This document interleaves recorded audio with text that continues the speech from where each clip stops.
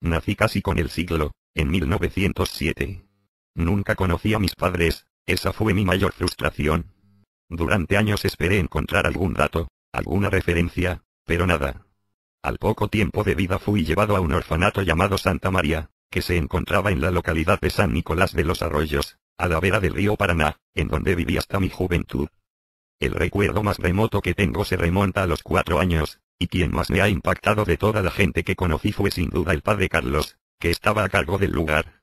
Cuando yo nací él tenía menos de 50 años, y era el cura párroco del lugar. En aquellos años la ciudad todavía no se había cimentado y su apariencia era la de un pueblito aislado de la gran ciudad. Según lo que me contaron los que me conocieron desde muy niño, al principio era muy díscolo y rebelde, pero a los pocos años me puse más dócil. No sé si será muy justo lo que voy a decir, pero gracias al cariño y la atención que pusieron en mí las personas que tuvieron a cargo la difícil tarea de criarme, pude suplantar casi sin problemas el amor de la madre que no tuve. Tal vez haya favorecido el hecho de que allí todos estábamos en la misma situación, y creo que nos comprendíamos y éramos comprendidos mutuamente. Podría afirmar sin vacilar que fue la mejor época de mi vida, aunque, por supuesto, no estuvo exenta de conflictos.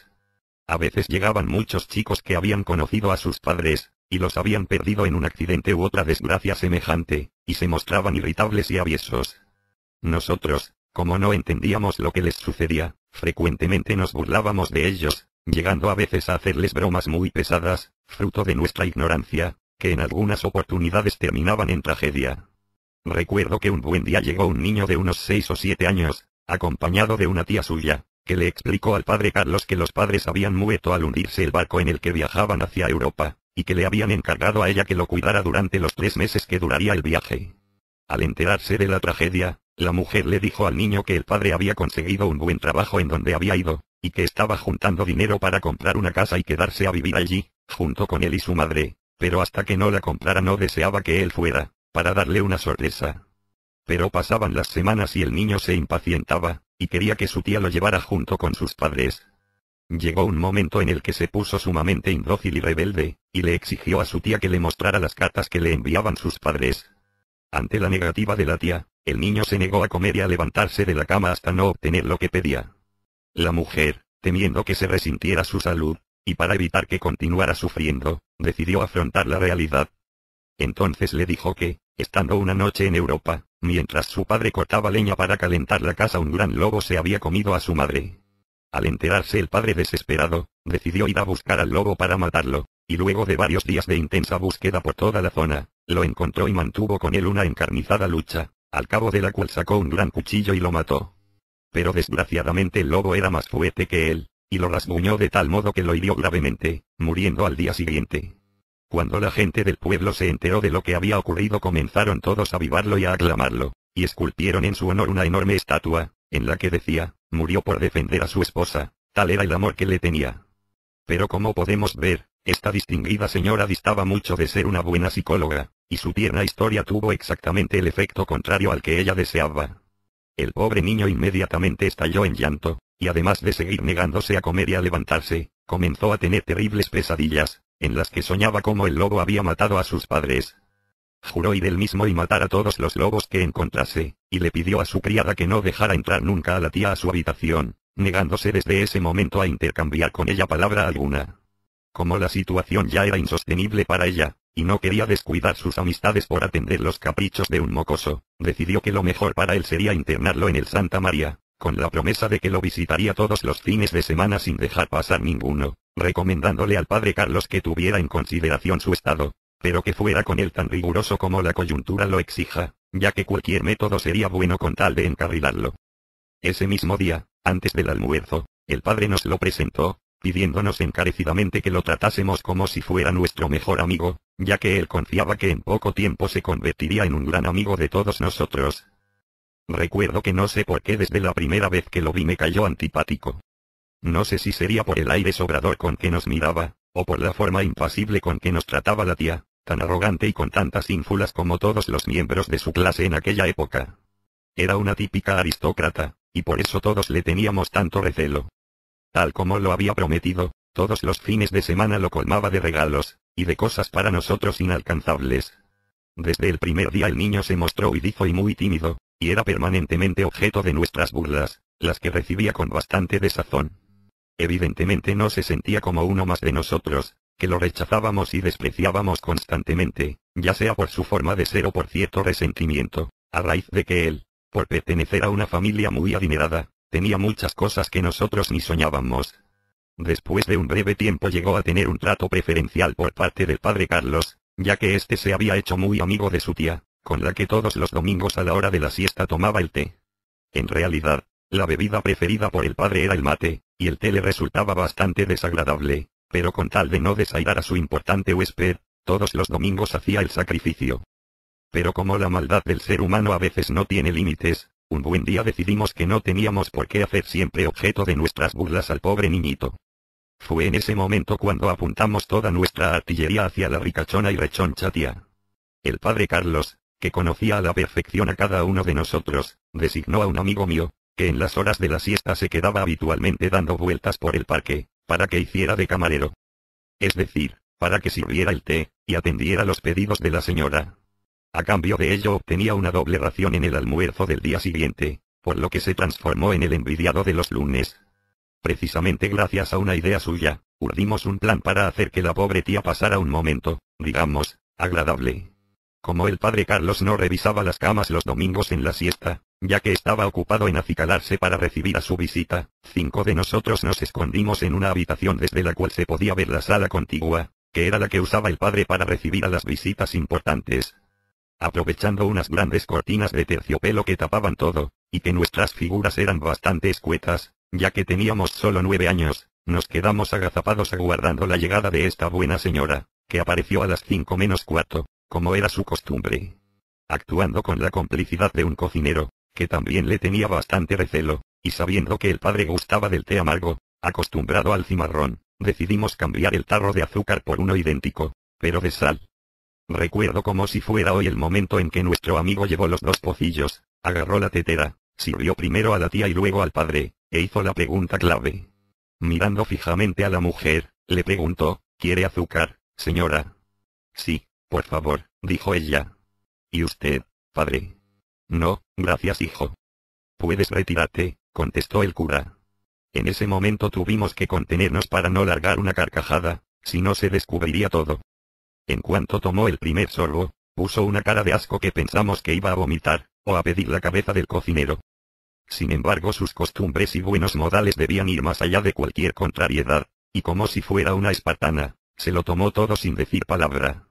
Era toda una dama, y hubiera sido muy descortés quejarse de lo que le daba su anfitrión, que tenía a su sobrino también catalogado.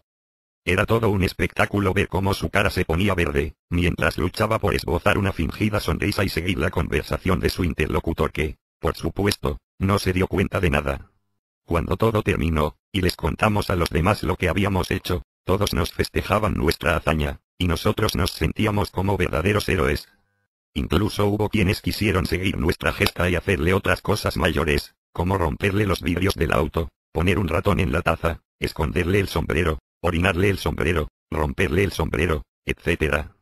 Al fin otros más ingeniosos decidieron inventarle un romance con el mismo padre Carlos, que casi le cuesta el puesto y la sotana.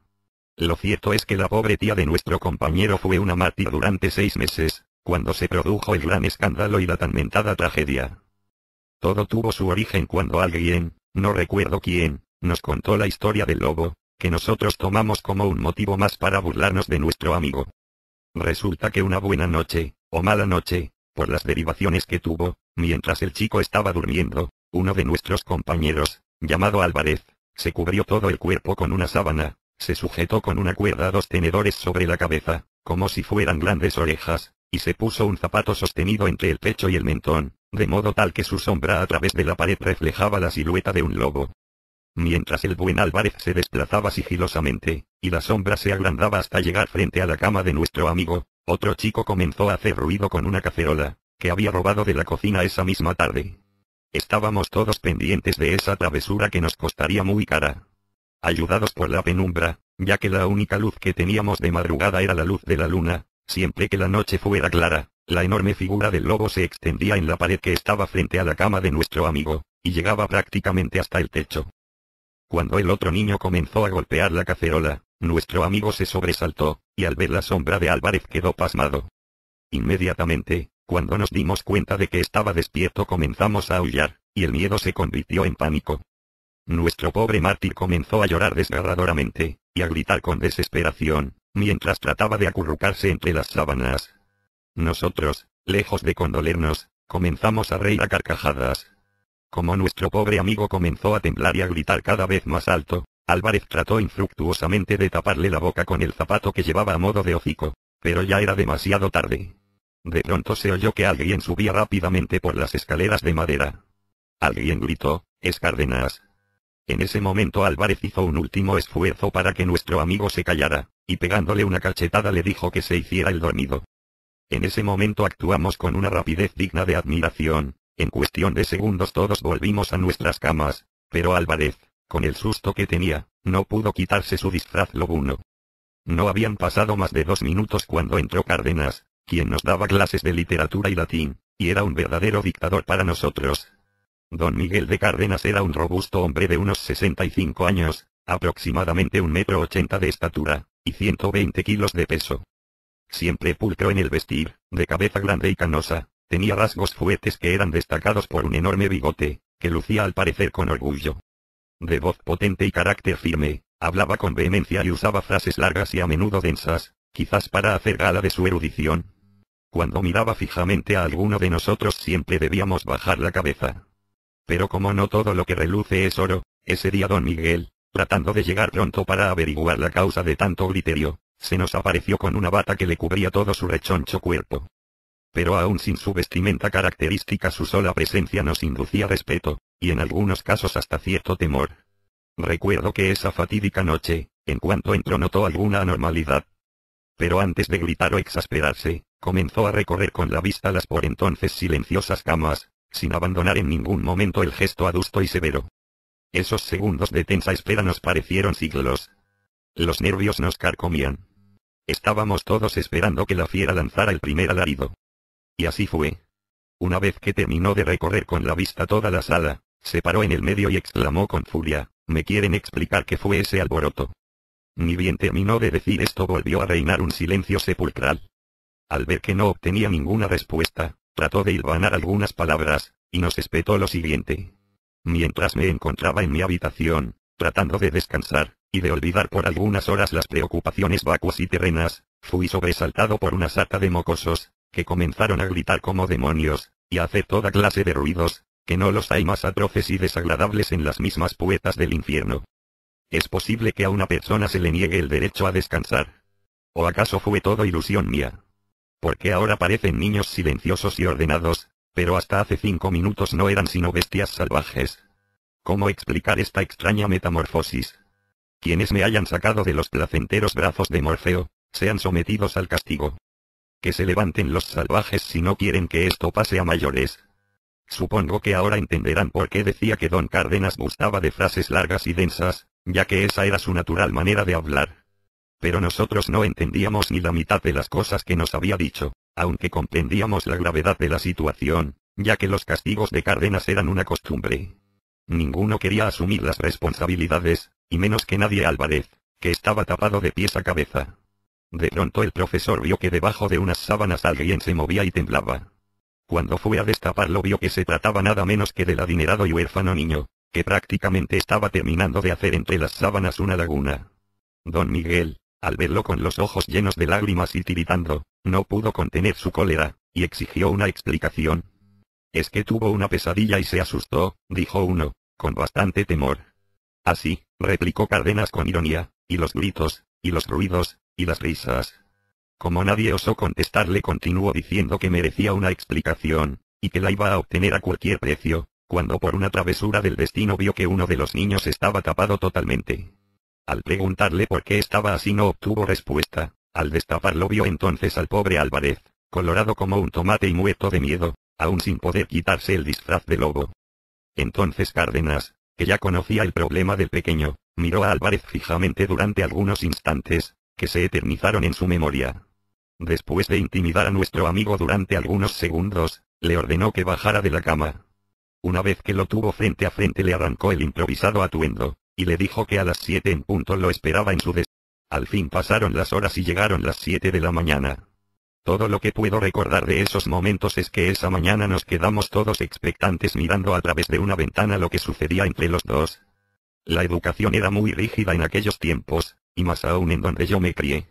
Después de perorar durante más de media hora, hacerlo arrepentir y pedir perdón por todo, el pobre Álvarez debió recibir largas clases de moral del padre Carlos, que fue el que más se ofendió por todo esto, ya que peligraban las buenas relaciones con la tía del niño, e incluso la reputación de la institución, ya que esta señora estaba muy vinculada, y era conveniente conservar una buena amistad, aunque después de este suceso sobrevino lo peor.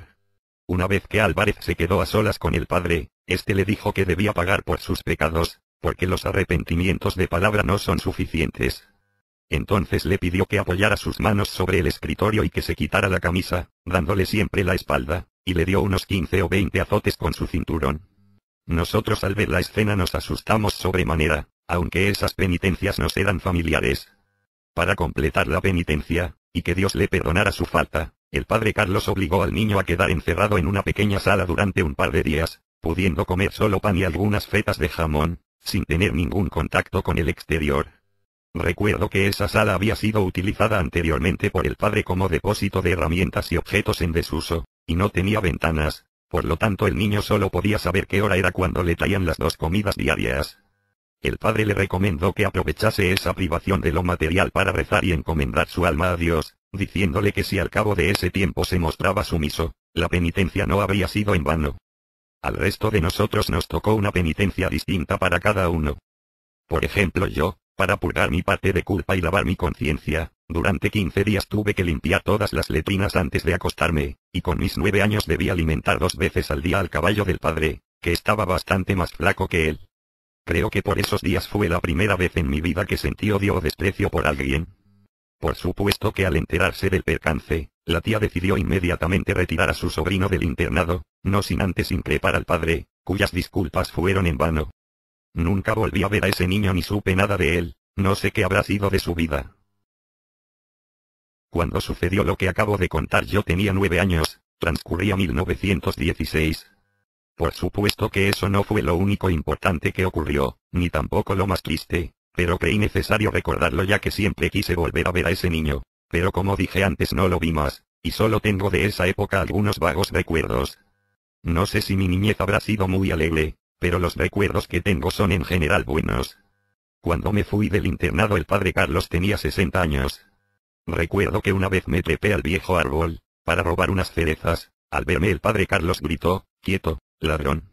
Yo del susto me caí y me fracturé el brazo. Él durante un año me prohibió comer ninguna. El padre, en sus momentos de ocio, que eran muy pocos, escribía poemas. El día que me fui me regaló un manuscrito de un poema que escribió en 1923, que aún conservo. Él no hacía alarde de sus condiciones como escritor, sino que escribía por una satisfacción personal, que era compartida solo con sus amigos más íntimos. Ya en mi adolescencia, en los últimos años que pasé allí, mantenía con el padre charlas tan interesantes, que quedaron como un recuerdo imborrable en mi memoria. Tenía una manera de hablar tan campechana y humilde que lo hacía querible ante cualquiera que conversara con él. Y como dije, no le interesaban los elogios, y solo leía sus versos cuando se lo pedían. Frecuentemente decía que él era un instrumento que utilizaba Dios, y que si no fuera por la gracia del Señor no podría escribir una sola palabra. Digo esto porque a lo largo de mi vida conocí a algunos poetastros que con solo haber escrito 2 frases ingeniosas ya se creían merecedores del premio Nobel. Estaba en el internado desde los 6 meses, y seguí allí hasta 1925. Los días allí eran bastante rutinarios. Nos levantábamos a las 7, limpiábamos las camas, desayunábamos, rezábamos media hora, teníamos clases con don Miguel de Cárdenas durante 3 horas, almorzábamos, dormíamos la siesta y luego hacíamos algún deporte bajo la dirección del padre, cenábamos y nos volvíamos a acostar. Los domingos por la mañana el padre nos daba misa en una pequeña capilla, y a veces nos llevaba a dar una vuelta por el pueblo. La misma rutina fue repetida incesantemente durante los 18 años que viví allí. Aún tengo presentes en mi memoria los atardeceres que llenaban de color el horizonte, el chocolate de los domingos, el árbol de los cerezos, las peroratas de don Miguel haciendo alarde de su erudición, el carro que por las mañanas traía la leche, el olor que tenía el campo los días de lluvia, el padre Carlos tocando la guitarra, las travesuras infantiles, La inocencia, ¿dónde quedó todo eso? En mi vida tuve muchas cosas, pero sin duda hubiera dejado todo si pudiera volver a vivir esas épocas. Parece mentira que uno recuerde con tanto cariño cosas al parecer insignificantes. Como me dijo alguien alguna vez, no importa las cosas grandes que uno haya hecho, la verdadera felicidad se encuentra en lo cotidiano, en lo que a veces a simple vista parece trivial. Son tantas las imágenes y los recuerdos que vienen a mi mente que no sé cuál escoger. Seguramente los momentos que pasé en mi niñez junto con el padre Carlos, y esos hermosos atardeceres que se veían a través de mi ventana, cuando por ella veía alejarse el carro del lechero, mientras soñaba que tendría una vida hermosa por delante, y que todos los días serían tan maravillosos como aquellos, en los que el mayor temor era la mirada amedrentadora de Cárdenas. Y la vida pasó, y las hojas del almanaque se fueron cayendo sin que me diera cuenta. Qué hermoso sería si pudiera volver a vivir todo aquello, con la misma intensidad.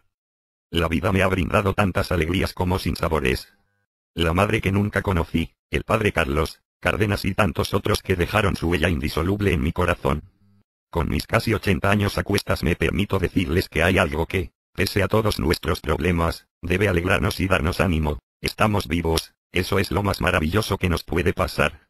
A pesar de los sufrimientos, las penas, los dolores, y todas las dificultades que podamos tener, siempre hay un motivo para seguir viviendo.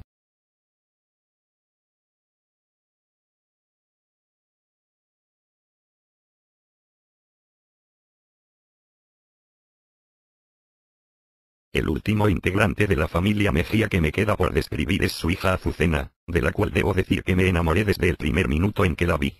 Al principio entre los dos había una diferencia sideral. Ella era una joven ricachona, hija de un terrateniente, y yo era solo un pobre huérfano que se ganaba la vida como chofer. En cuanto logré vencer mi timidez y comencé a participar de las reuniones sociales, quise acercarme a ella, pero conmigo era altanera, y ante cualquier iniciativa mía de dirigirle la palabra ella me desairaba sin pudor. Yo la conocía bastante bien ya que frecuentemente la llevaba junto a sus padres a pasear por la ciudad. Sin embargo nunca había osado llamarle la atención, aunque numerosas veces tuve la oportunidad de hacerlo. Azucena Mejía era en aquellos años de estatura regular, ni muy alta ni muy baja, de pelo castaño y lacio, que recogía en la nuca, a manera de rodete, que en esa época era muy común, nariz recta y labios delgados. Los rasgos delicados y sutiles y la tez extremadamente pálida le daban un aire de niña delicada y frágil. Sus suaves facciones eran resaltadas por dos ojazos del mismo color del cabello, que parecían dos almendras. Su cuerpo era esbelto, aunque para las modas actuales estaría un poco excedida de peso.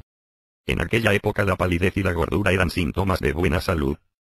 Conforme fue pasando el tiempo, Azucena tuvo innumerables pretendientes, que sin embargo debían contar con la aprobación del padre, que a menudo desconfiaba de las intenciones de tales candidatos, temiendo que se acercasen a ella no por amor sino como un medio para llegar a su fortuna.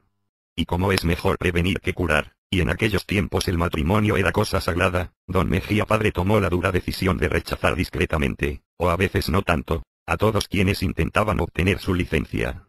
Tanto Azucena como su madre anhelaban un gran casamiento, con cientos de invitados, y un fastuoso traje blanco con una gran cola. Pero don Alfredo las dejó con las ganas. Aunque creo que madre e hija estaban más interesadas por la fiesta y los lujosos vestidos que por el matrimonio propiamente dicho. A decir verdad, tampoco sé si Azucena deseaba casarse, ni quién era su candidato preferido, ya que no hablaba sino por boca de su padre, y no podía osar demostrar sus sentimientos sin tapujos, porque la gente es mala y comenta, y había que cuidar las amistades. Seguramente no hubiera escrito tantas líneas ni habría andado con tantos rodeos, de no haber sido yo uno entre la larga lista de pretendientes esperanzados, aunque juro por Dios y por la patria, y ante estos santos evangelios, que mi interés era estrictamente sentimental, y para nada pecuniario. Me interesaba más el amor de Azucena que toda la fortuna de su padre, y aunque la de Rockefeller, aunque hoy, de viejo, piense exactamente al revés. Después de haber andado infructuosamente tras ella durante 2 años, sin obtener siquiera una mirada de reojo, que con solo eso me habría conformado, una buena noche sucedió lo inesperado. En una de las clásicas reuniones sociales de la aristocracia de entonces, se enemistó con su pretendiente de turno, y para desdeñarlo me pidió que la sacara a bailar. Eso era totalmente inusual en esos días, pero yo por supuesto acepté, y debí aguantar la mirada del novio, que tenía sus ojos llenos de odio clavados en mi temblorosa figura. No pude disfrutar del corto tiempo que duró el vals, que eso era lo que se bailaba en aquellas reuniones de sociedad, pensando en la forma en que su pretendiente me rompería la cara, ya que era bastante más grande que yo. Al terminar la danza ya me comenzaban a doler las muelas, cuando de pronto, estando sentado en mi mesa mirando hacia el suelo, vi una enorme sombra que se acercaba hacia mí, y tal como lo supuse, no era otra que la sombra del rechoncho novio. Como podrán imaginar, no vino a conversar sobre mi trabajo, y menos aún a sacarme a bailar, sino que luego de increparme durante algún tiempo me invitó gentilmente a batirme a duelo por su amada. Yo, como soy de buen corazón, le di el gusto de que me insultara todo el tiempo que quiso, y de que me pegara una bofetada con su guante. A decir verdad, en aquel momento no me faltaron las ganas de darle la razón y renunciar a mis sentimientos, pero en aquel entonces era más importante el honor que unas cuantas muelas y un poco de sangre, así que acepté. Si por alguna casualidad llegaba a ganar, tendría seguramente la estima de Azucena, que le contaría a su padre mi hazaña, y así tal vez obtendría su mano. En cambio, si resultaba vencido, me debería exiliar en algún lugar del Tíbet, con tal de no soportar la deshonra y el desprecio que me tendrían todos, o al menos todos los idiotas que gustaban de aquella clase de deportes, que desgraciadamente eran la mayoría. Mi preparador físico fue el hermano mayor de Azucena y amigo mío, Fabio Mejía, que en esa época recién se había alistado en la Legión Cívica. Yo no entendía nada de armas y las espadas me daban miedo, pero en los 10 días que tenía de plazo entrené durante casi 12 horas cada uno, y creo que al 9º día ya me las arreglaba bastante bien. Fabio estaba mucho más entusiasmado que yo, y me recomendaba que actuara como lo hacían Douglas Fairbanks y Ramón Navarro en las películas, aunque a mí solo me gustaban las de Buster Keaton. Me decía que fuera más ofensivo que defensivo y que tuviera movimientos rápidos, para desconcertar a mi adversario. Y que en caso de necesidad le hiciera un tajo en el brazo o en el estómago, ya que la sangre lo amedrentaría. Yo imaginaba a la bestia ensangrentada, que continuaba con la lucha, y yo que me desmayaba al verlo sangrar. Azucena se abstuvo de ver a ninguno de los dos antes de la contienda, para no influir sentimentalmente. Me decían que se encontraba feliz aunque expectante. Fabio me veía ya vencedor y yo ya me veía medio muerto, hasta que llegó el día. El dichoso duelo estaba fijado para el sábado a las 8 de la mañana, y la noche anterior yo no pude pegar un ojo, no sé si por la emoción o por el miedo, aunque creo que fue por el miedo. Cuando llegó la hora, Fabio y el cocinero fueron mis padrinos, y la otra bestia trajo los suyos. Azucena estaba sentada en una silla de jardín equidistante de ambos bandos, con un pañuelo de seda en sus manos, para estar preparada por si debía llorar. Una vez saludados los contrincantes, tras unas palabras de protocolo, nos aprestamos para empezar. El silencio se hizo sepulcral. El clima era tan tenso que si alguien estornudaba me agarraba un infarto. De pronto el miedo se fue. Los padrinos se pusieron en hilera. Escogimos las espadas. Los segundos previos parecían no tener fin. Y llegó el momento más difícil de mi vida. Del combate solo recuerdo que hice lo que pude por sobrevivir. No pensaba en nadie, solo en Azucena. Ya no sentía miedo, no tenía tiempo para eso. De pronto sentí que un sudor caliente corría por mi hombro derecho. Estaba sangrando. Allí me enfurecí. Movía la espada nerviosamente. Después vi que él también sangraba. Experimenté una especie de sadismo inexplicable, decidí seguir hasta el final. Mi ira era incontenible, absolutamente irracional. Nuestros cuerpos sangraban cada vez más, pero eso no importaba. Ella estaba sufriendo por nosotros. Los espectadores y curiosos disfrutan de ese juego perverso. Qué poco tarda el hombre en transformarse en una bestia. La sangre corría por nuestras chaquetas negras, las espadas hacían movimientos nerviosos y desenfadados. ¿Es posible llegar a eso por amor? Decididamente no, pero entonces yo tenía 20 años y pensaba distinto. Veíamos las cosas a través del prisma de la pasión y no de la racionalidad. Los escasos minutos que duró la contienda me parecieron siglos. De repente, y sin pensar en lo que estaba haciendo, de otra forma no lo hubiera hecho, le di una estocada que sería la definitiva. Al verme acosado por el filo de la espada contraria, no pude contener mi ira. Con una furia inexplicable le clavé la punta de mi espada en el pecho. Sucedió todo tan súbitamente que al ver la escena no atiné a hacer nada. Al clavarle el estoque comenzó a brotar sangre de su pecho, e inmediatamente dejó caer la espada de su mano y se desplomó. Yo, al verlo en el suelo, con la chaqueta llena de sangre y la cara desgarrada de dolor, experimenté una morbosa alegría. Aún hoy no puedo explicármelo. Al ver a mi contrincante supino y exánime, sus padrinos y algunos curiosos corrieron a socorrerlo, lo cargaron y lo llevaron en andas hasta la casa.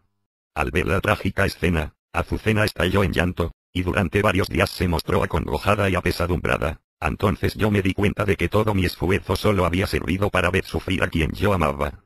Sentí una gran culpa por lo que había pasado, y aunque a partir de ese día Azucena comenzó a hablarme y a tratarme con estima, yo me sentía incómodo, pensaba que le estaba robando el lugar a otro.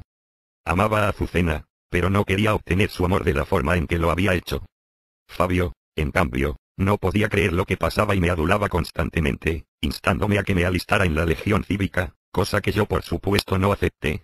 Azucena había provocado todo para desdeñar a su novio y provocarle celos, pero en su interior estaba segura de que él me iba a vencer. Evidentemente su juego le había salido al revés, y los tres salimos perjudicados. A pesar de todo, ella me seguía mirando con resquemor, y yo sentía que, aunque involuntariamente, le había hecho un gran daño.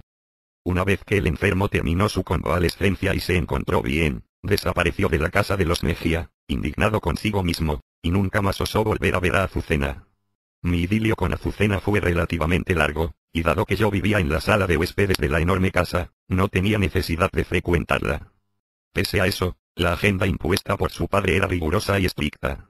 Los lunes, miércoles y viernes tomaba el té con Azucena y su madre. Los sábados por la tarde la llevaba a pasear por la ciudad y los domingos visitábamos algún museo o algún paseo público, y eventualmente íbamos al cinematógrafo, por supuesto siempre que obtuviéramos el permiso de su padre, al menos 2 días antes. En los bailes que se realizaban en la casa de Mejía o en la de alguna familia amiga, yo debía sacar a bailar solamente a Azucena, y una vez a la hija del dueño de casa, por cortesía. En el tiempo que duró nuestro noviazgo conocí a una persona encantadora, dulce, sincera, recatada, hermosa y todos los demás calificativos que ustedes quieran agregar. Pero como yo ya no me conformaba con todo lo que relaté anteriormente, después de esperar un tiempo prudencial tomé la iniciativa de pedirle a don Alfredo Mejía la mano de su hija. Sin embargo él con todos los candidatos tenía la misma duda, y yo no era la excepción. Después de escuchar atentamente mi propuesta y conocerme desde hacía bastante tiempo, me dijo que lo tendría que pensar. Luego de estar indeciso durante 2 semanas, me llamó a solas a su despacho, y me explicó con buenas palabras y mediante vericuetos y subterfugios, que yo no era el candidato ideal para su hija, ya que él deseaba que se casara con un hombre de sociedad y de buena familia, para no perder el estatus. Sus palabras me dolieron más que la espada que yo le había clavado al anterior candidato algunos meses antes. Azucena se adaptó a las circunstancias mucho más rápidamente que yo, que seguía pesadumbrado durante largo tiempo, en que odié a cada uno de los pretendientes que vinieron después de mí, y que fueron todos discretamente rechazados por Alfredo. En unos pocos minutos se habían derrumbado para mí muchos meses de ilusiones y de espera, y al concluir la década del 30 Azucena Mejía aún seguía soltera.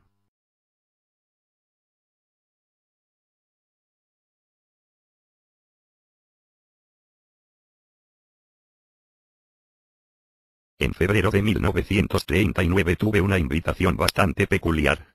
Yo les había comprado mi primer auto, un Forte modelo 28, a 2 hermanos, que eran corredores. Desde que me lo vendieron, mantuve con ellos una gran amistad, y frecuentemente me invitaban a comer asados, o a presenciar algunas de sus carreras, que eran organizadas por la Asociación Argentina de Volantes. Nunca llegaron a ocupar un lugar importante en el automovilismo, ni tuvieron renombre, pero pese a que eran amateurs, actuaban con verdadera pasión, y nunca perdían alguna oportunidad para demostrar sus habilidades. Como, según ellos decían, habían nacido para los fierros, se dedicaban a la compraventa de autos usados, y crearon una pequeña empresa que les dejaba exiguas ganancias. A comienzos del 39 me invitaron formalmente a participar de una improvisada competencia que querían realizar entre sus amigos, y que ellos mismos organizaban. Dicha carrera se iba a realizar en febrero de ese año en la localidad de Maipú, de donde eran oriundos. Como mi amistad hacia ellos era muy grande, y durante ese mes yo me encontraría de vacaciones, obvié mis limitaciones, y con bastante osadía e imprudencia decidí aceptar. Se había acordado que la carrera sería el último domingo de febrero, por la mañana. 15 días antes, aprovechando mis vacaciones, llegué a Maipú y me hospedé en una pensión. Todos los días recorría con mi automóvil el lugar donde se desarrollaría la competencia, tratando de conocerlo de memoria para evitar contratiempos. Según las reglas del juego, impuestas por ambos hermanos, cada uno debería competir con su propio auto y sin acompañante, y para el ganador habría como premio una pequeña copa y una radio marca Supetone. Después de la carrera habría un asado para todos los participantes. Los 2 hermanos se ofrecieron a reparar todos los autos sin cobrar un centavo, ya que todo lo hacían para agasajar a sus amigos y satisfacer su afición por tal deporte. Después de 15 días yo ya me había habituado totalmente al camino, y conocía cada detalle como la palma de mi mano. Se utilizaría un antiguo camino de tierra que estaba cortado, pero que era ideal para esa clase de competencias. Imprevistamente el sábado por la mañana cayó una copiosa lluvia que obligó a suspender todo por 7 días, durante los cuales conocí a los otros 14 improvisados y temerarios corredores. El domingo siguiente se presentó soleado y caluroso, y el espectáculo se constituyó en una verdadera fiesta para los pobladores, que ya a primera hora se habían agolpado en los alrededores, desplegando varios carteles y pancartas, y vivando a todos los participantes, aún sin conocerlos. Cuando nos aprestamos para largar, hacía un calor insoportable. Sin embargo, cada vez había más curiosos, que querían ver de cerca a cada uno de los automóviles, y gritaban con una euforia indescriptible, e inentendible en estas épocas. Los dos organizadores se abstuvieron de participar, para que todo fuese cristalino y nadie desconfiara. Debo confesar que segundos antes de arrancar sentí escozor y un poco de miedo, que desapareció en cuanto comenzó la carrera. Debíamos cumplir 5 vueltas completas de 15 kilómetros cada una, y llegábamos a una velocidad de 60 kilómetros por hora, casi un récord en aquellas épocas. En una parte del camino había una curva bastante pronunciada, y unos metros más allá, un alambrado que lo separaba de una estancia. Cada vez que pasaba por allí sentía verdadero temor, e inclusive en la tercera vuelta mi auto hizo un trompo, quedando con la parte delantera mirando hacia atrás. Inmediatamente traté de reingresar y seguí la marcha. Pese a que actué con relativa rapidez, no pude evitar que me pasaran 3 o 4 autos, quedando creo que penúltimo. Al solucionar este contratiempo, sentí que el auto estaba un poco averiado, ya que recuerdo que lo sentía flojo, como si se hubiera roto algo o si le faltara alguna pieza. Sin embargo decidí seguir hasta el final, aún estando seguro de que no ganaría aunque al auto le crecieran alas. Los 15 motores rugían, y quebraban el habitual silencio de la zona. Algunos pájaros huían despavoridos y extrañados ante el ruido que producían los bólidos, que al pasar levantaban una gran polvareda, que obstaculizaba la visión de los que veníamos rezagados. Yo sentía que algo dentro del auto andaba mal, pero no podía detenerme para averiguar qué era. Todavía quedaban 2 vueltas completas, aproximadamente unos 30 kilómetros, y yo, aún teniendo la certeza de que mi victoria era imposible, quería al menos mejorar el nivel y no ser uno de los últimos. Evidentemente sería un buen abogado, pero como automovilista era un desastre. Pero yo seguía, pese a mis escépticos pronósticos. En la cuarta vuelta ya estaba bastante agotado y sumamente tenso, y sentía la vista pesada. Pero así como la vida es bella y sublime, también es frágil y efímera. Solo un instante nos separa de la muerte, un instante que no sabemos cuándo llegará. En unos segundos, la alegría se puede transformar en tristeza, y la euforia en una gran congoja. A la vuelta de cada esquina puede esperarnos la fatalidad, y para opacar el clima festivo y de esparcimiento que reinaba ese domingo, el diablo tuvo que meter la cola. Como todo el camino era de tierra, los autos levantaban una gran polvareda, que como había poco viento no se esparcía rápidamente. Como yo era uno de los últimos, o uno de los primeros, según el ángulo desde donde se mire, quienes me precedían levantaban a su paso una gran cortina de humo, tierra y polvo, y los que veníamos detrás teníamos prácticamente que adivinar por dónde íbamos, ya que a veces no se veía casi nada. Había pasado poco menos de 1 hora de carrera, y yo iba por la cuarta vuelta, cuando llegué a la famosa curva que me había traído problemas en la vuelta anterior. Como dije antes, la polvareda borroneaba todos los contornos, y no me di cuenta de que me acercaba a esa curva. Al ver que me había desviado del camino solo atiné a mover nerviosamente el volante hacia la derecha, pero no sé por qué no me respondió, y merced a mi desesperación el auto se descontroló. Todo esto que cuento con lujo de detalles sucedió en una fracción de segundo, y es lo último que recuerdo, lo demás me lo contaron después.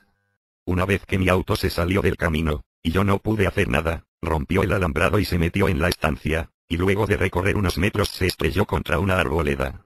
Unos lugareños vieron todo lo que me sucedió, y pocos minutos después se suspendió la carrera. El auto quedó literalmente atrapado entre varios árboles, totalmente destrozado. Costó un gran trabajo, según lo que me contaron, sacarme de entre los hierros retorcidos. Después de varios minutos me pudieron retirar del auto, entre algunos corredores y los lugareños, totalmente inconsciente y ensangrentado. Como un triste epílogo, la radio Supertone fue rifada entre los 15 concursantes, la copa se le otorgó al que hasta en ese momento se mantenía en la punta, El asado se suspendió, y el bullicio y el jolgorio se aplacaron ante la fatalidad. Pero esto que estoy contando sucedió a fines de los años 30 en un aislado pueblito de la provincia de Buenos Aires, por lo tanto todo se hizo mucho más difícil. Uno de mis contendientes ofreció su automóvil, en el que fui llevado al hospital, distante a 20 kilómetros de allí. Según me contaron posteriormente, la población de Maipú se quedó muy acongojada por mi tragedia, y no era para menos. Un verdadero desconocido les había aguado un domingo de fiesta, supongo que muchos me habrán echado toda clase de maldiciones e improperios. Mi cuadro clínico no fue muy alentador. Tuve problemas en el tórax, fractura del esternón, luxación de la clavícula izquierda, dislocación del hombro izquierdo, fractura de fémur, excoriaciones, heridas cortantes y pérdida del conocimiento. Todo eso me obligó a estar internado durante más de un mes, y luego, al volver a la ciudad, permanecer en reposo durante varias semanas. Durante mi convalescencia recibí el afecto y la comprensión de todos los Mejía, especialmente de Azucena, que me trató con afecto y me malcrió durante todo el tiempo que estuve en cama. En aquel momento aparecieron algunos viejos resabios de lo que había sucedido entre nosotros más de una década atrás, aunque los dos habíamos cambiado en esos años. Mi jefe no se cansaba de recriminarme mi temeridad, pero yo sí me cansaba de escucharlo. Eso fue lo más importante y trascendente que me sucedió durante ese año, y lo único más o menos interesante para relatar.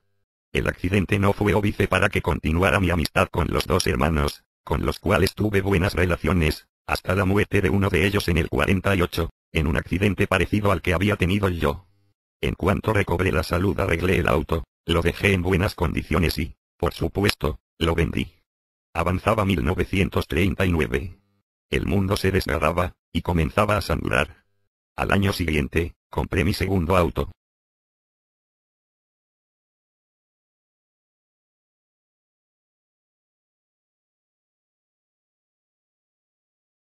En 1959 viví el capítulo más dramático de mi vida. Cuando cumplí 50 años, y quizás porque todavía no había asumido mi frustración, traté por todos los medios a mi disposición de hallar algún dato de mis padres, por magro que éste fuera. Durante largo tiempo, y a pesar de que descuidaba mis tareas de abogado, revisé filiaciones, leí y releí viejos archivos y partidas de nacimiento, recorrí el lugar donde había transcurrido mi niñez, trabajé incansablemente revisando antiguas actas de matrimonio, y realizando infinitas conjeturas e hipótesis, pero todas mis esperanzas e ilusiones se derrumbaban repentinamente o se diluían con el tiempo.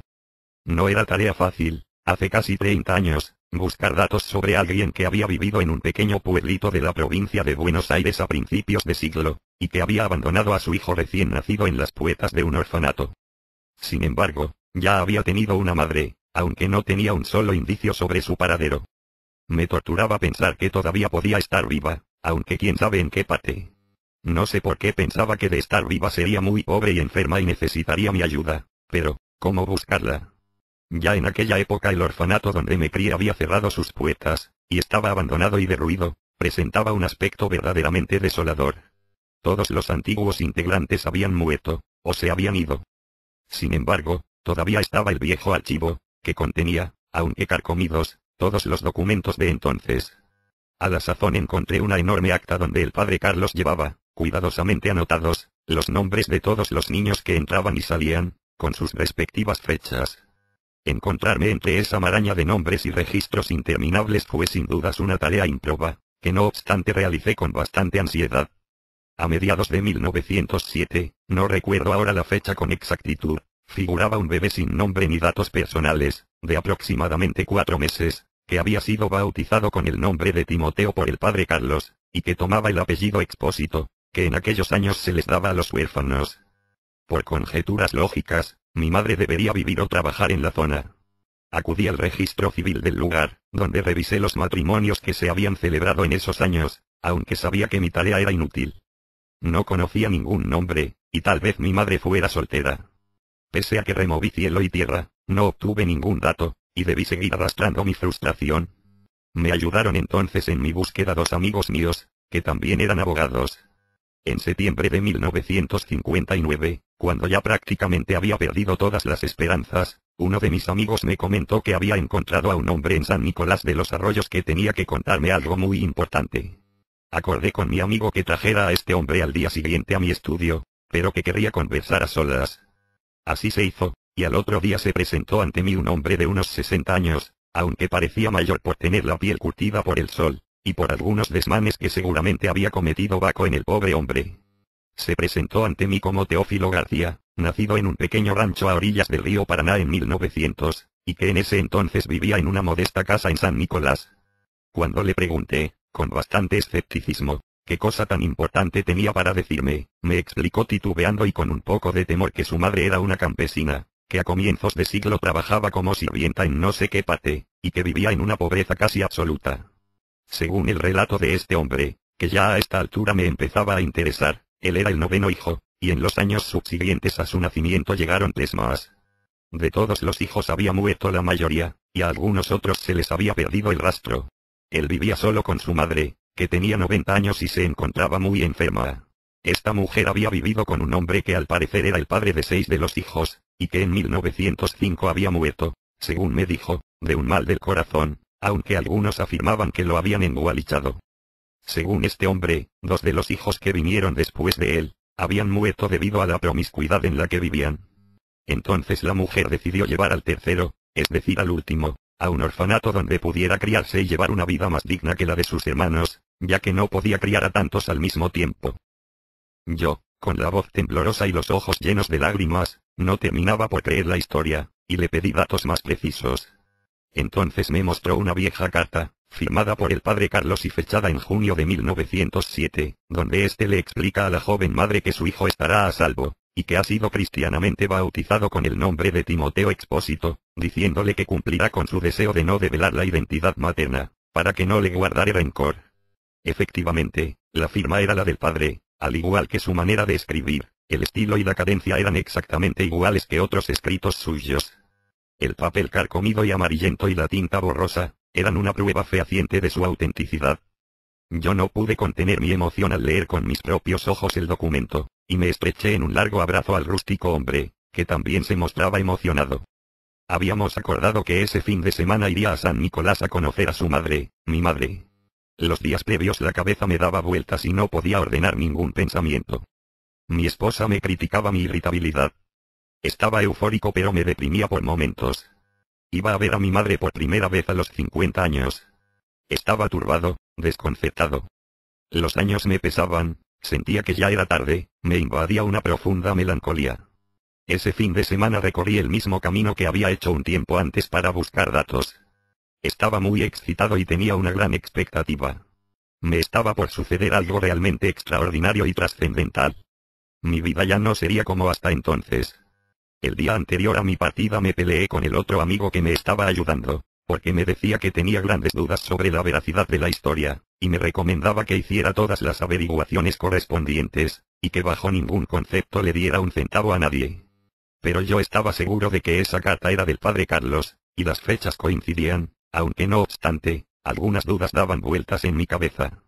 Al llegar al lugar que me había indicado mi hermano, me encontré con una modesta y pequeña casucha en los suburbios de la ciudad, y no pude evitar imaginar cómo habría sido mi vida, de no haber estado en el orfanato. A medida que me iba acercando a la pequeña casa por un camino de tierra, el corazón me latía agitadamente. Eran los segundos previos al momento más importante de mi vida.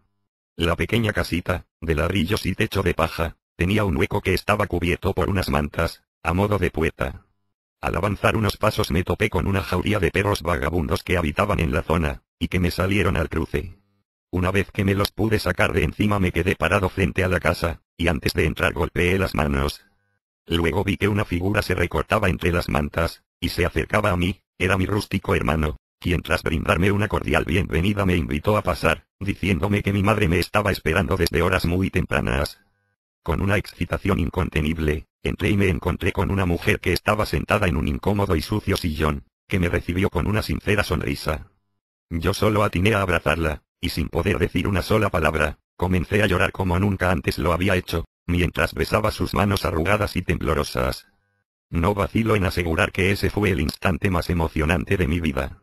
Después de nuestro conmovedor encuentro, ella me acarició la cara, con los ojos llenos de lágrimas, y después de 50 años sentí por primera vez el cariño de madre, que ya creía imposible para mí. Estaba atormentado y turbado, no obstante me sentía profundamente feliz. Cuando, una vez pasada la emoción inicial, Observé atentamente a esa mujer con la cara arrugada y curtida, y los ojos hundidos, casi sin expresión. Pensé que la dicha había llegado demasiado tarde. Ya era muy tarde para disfrutar del amor de una madre. Por un momento maldije los años que había pasado sin conocerla, no podía borrar de mi mente la impresión de que había perdido la mayor parte de mi vida sin tener lo que más necesitaba. No era la madre que yo siempre había soñado tener. Estaba demasiado vieja y enferma para amarme como lo hubiera hecho antes. Creo que en ese momento, por primera vez en mi vida, me sentí viejo. Una vez que se aposentaron los ánimos y que todos nos distendimos, mi hermano me relató, bastante apesadumbrado, las penurias que habían pasado en esos años, debido a la humilde vida que llevaban, ya que debían soportar, los dos solos, infinidad de problemas económicos. Mi madre, con voz lenta y cansada, me contó que me había dejado en el orfanato para que tuviera una vida más digna que los demás, porque no podía hacerse cargo de tantos hijos, ya que debido a la poca higiene con la que vivían, mis dos hermanos mayores habían muerto a los pocos meses de vida. Hablaba pesadamente, como si estuviera muy cansada, o si ya no tuviera más nada que decir. Su hijo la escuchaba con atención, demostrándole admiración y un profundo respeto. Los dos escuchábamos con circunspección cada palabra de la anciana, que prosiguió contándome su vida, llena de privaciones materiales y con una gran soledad, haciendo permanentemente hincapié en las rudimentarias condiciones de vida que debía soportar, junto con el único hijo que se había mantenido a su lado a través de los años. Cada palabra era escuchada con atención por su hijo, que al oír hablar a su madre guardaba un silencio respetuoso, casi místico, que solo quebraba cuando la anciana comenzaba a titubear o olvidaba lo que quería decir. Entonces él, con una mirada cómplice y llena de ternura, completaba o reafirmaba el concepto que quería desarrollar la longeva. Noté que entre los dos se profesaban un respeto arcaico, que parecía no haber disminuido sino acrecentarse con el paso de los años. Bastaba una mirada entre ambos, o solo una inflexión en la voz, para que uno supiera lo que sentía o lo que quería decir el otro. Era como si a través del tiempo se hubieran conocido tanto que tenían pequeños códigos secretos entre ellos, que hacían desconcertar hasta al interlocutor más suspicaz. El lenguaje cadencioso, y a veces laxo, de la anciana, estaba lleno de fuertes imágenes que describían un ambiente paupérrimo y condiciones de vida denigrantes. Sin embargo, al referirse a ello lo hacía con ternura, con el ascetismo que le habían otorgado los años. El relato del hijo, en cambio, era más vigoroso aunque reflexivo, el mismo escenario inspiraba en él melancolía y cierto patetismo. No obstante, ambos llegaban a formar un dueto único, que si se separaba se desintegraría sin lugar a dudas. La laxitud de la madre se solidificaba y tomaba fuerzas con el vigoroso e impetuoso relato del hijo, y juntos formaban, aun cuando estaban en silencio, una unión imposible de romper, e incluso de introducirse en ella. Se hacía notorio el hermetismo del hombre de campo, que había pasado toda su vida prácticamente aislado de la sociedad, y que estaba rencoroso con ella, o al menos envidiaba su estilo de vida. Yo soy un bicho de ciudad y esa es la impresión que tuve, no sé si me equivoco. Después de pasar el día más hermoso de mi vida, y de vivir emociones inenarrables, me quedó una sensación un poco amarga. Mi madre, aunque había estado cariñosa conmigo, me había tratado como a un extraño, y yo al verla tan entrada en años veía hechas trizas mis fantasías e ilusiones. No quedaba mucho tiempo para que nuestra relación madurara, y ella sin duda nunca me tomaría la confianza ni el amor que yo anhelaba. La presencia de su otro hijo era muy fuerte, y yo no podía competir con él. Sin duda, el triángulo no podría formarse, había alguien que estaba de más. Esta idea me torturó durante algún tiempo, aunque era lógico que así sucediera. No se puede, en una sola tarde, amar a alguien igual que a otro con quien se vivió durante toda la vida.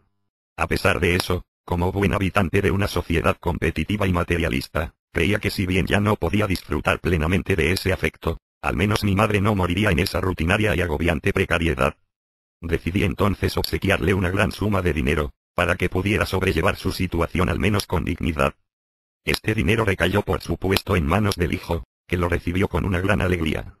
Cuando retomé mis tareas, uno de mis amigos me reprochó el haber desoído sus recomendaciones de que no le diera un centavo a nadie hasta no estar seguro de la veracidad de la historia.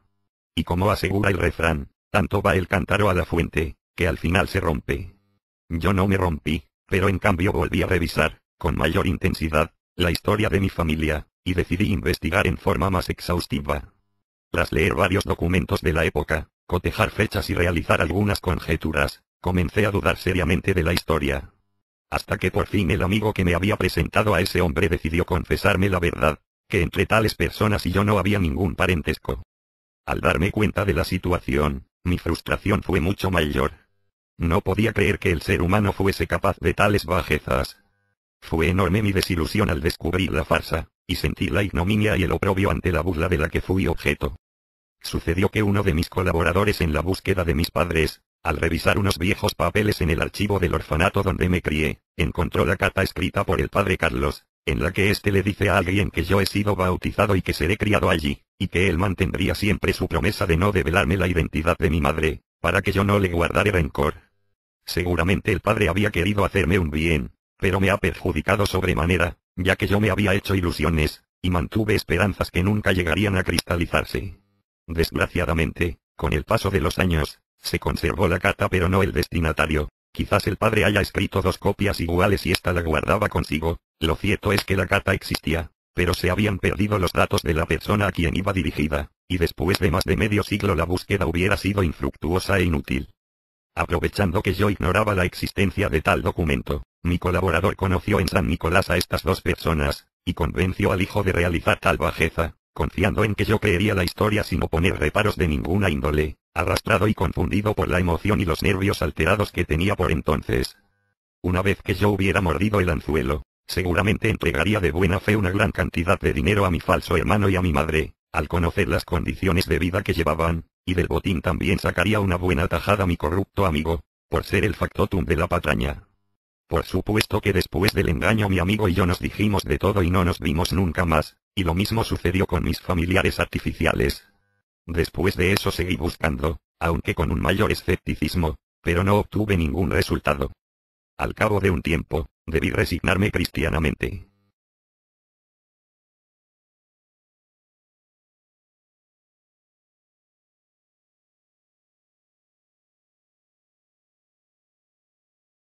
Cuando repaso con la memoria ciertos sucesos cotidianos de antaño, me queda, indefectiblemente, un sabor agridulce en la garganta.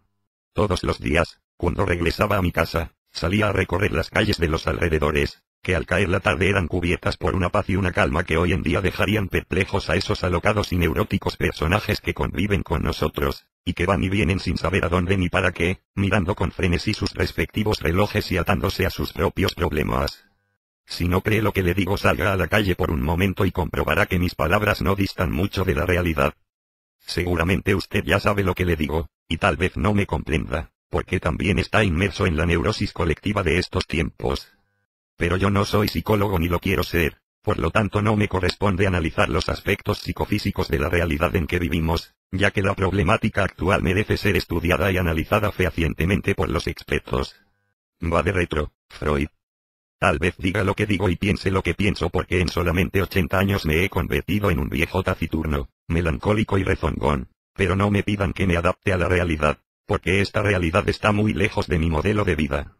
Y con esto no quiero decir que en mi época no existiesen los relojes, ni que no hubiese habido gente apurada, aunque creo que teníamos más tiempo para pensar y disfrutar de la vida.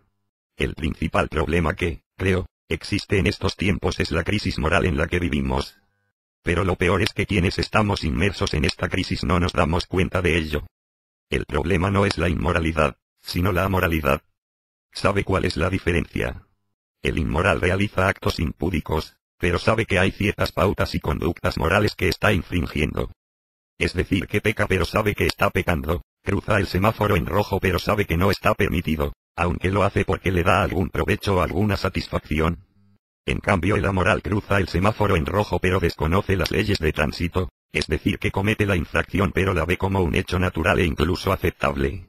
El inmoral transgrede ciertas normas pero lo hace conscientemente, en cambio el amoral lo hace porque esas normas sencillamente no existen o no se usan.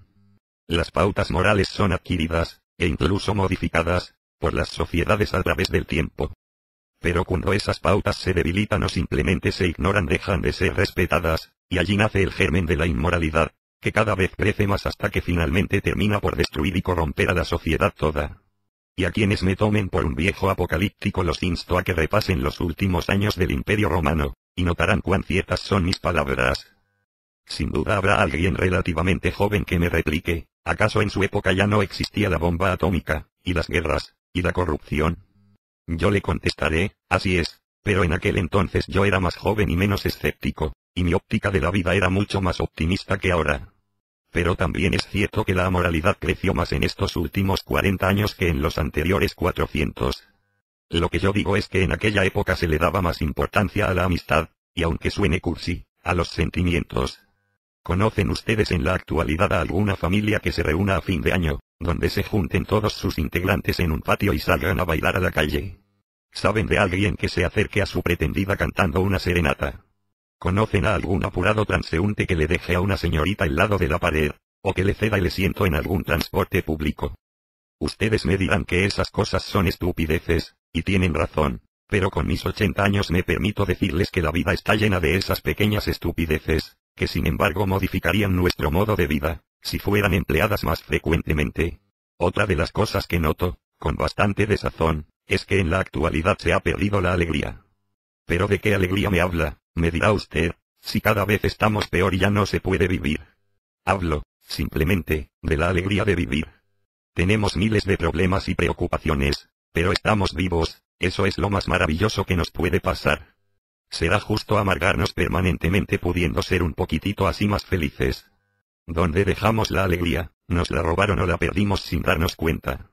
¿A quién se ve silbar por la calle, en estos tiempos? Cuando en un accidente que tuve en el 39 me vi al borde de la muerte, descubrí que la vida es maravillosa, y que siempre hay un motivo, por más insignificante que sea, para seguir viviendo.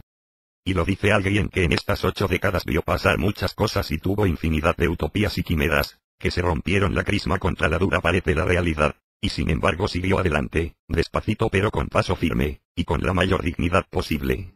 ¿Dignidad? ¿Qué es eso? Se preguntarán algunos olvidadizos. Si no se acuerdan de lo que era, busquen un diccionario de la Real Academia, y tal vez encuentren dicha palabreja, aunque a ciencia cierta no sé si todavía está allí o si ya está obsoleta. En todo caso busquen en alguna edición anterior. No crea que quiero olvidar todos los demás problemas que nos agobian, y no lo hago de ninguna manera.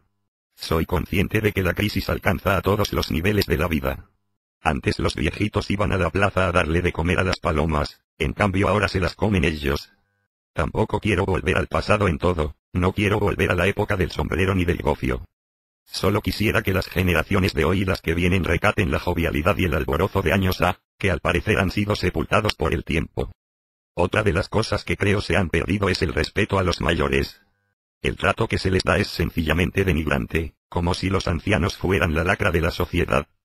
Para ejemplificar lo que digo me remito a una anécdota que me sucedió hace unos pocos días, y que me afectó sobremanera. Como salgo poco de mi casa estoy bastante desconectado de ciertas cosas, y tal vez por eso me horrorizo ante ciertas groserías que son moneda corriente en estos aciagos años. Antes de nada quiero disculparme por el lenguaje que me veo obligado a utilizar, pero quiero contarlo tal y como fue. Hace unos días fui a cobrar mi jubilación, y me encontré con la desagradable sorpresa de que debía soportar una hilera bastante larga. Sin embargo ocupé mi lugar, y al ver que todavía faltaba mucho tiempo, decidí ir a quejarme a la cajera. Muchas personas habían ido a cobrar por sus padres y se quejaban, pero nadie osaba ir a increpar a quienes estaban atendiendo. Yo sí. Al llegar me encontré con una mocosa de no más de 30 años, que después de escuchar mi queja sin mirarme, me contestó que debía esperar como todos. Yo volví a ocupar mi lugar y seguí esperando.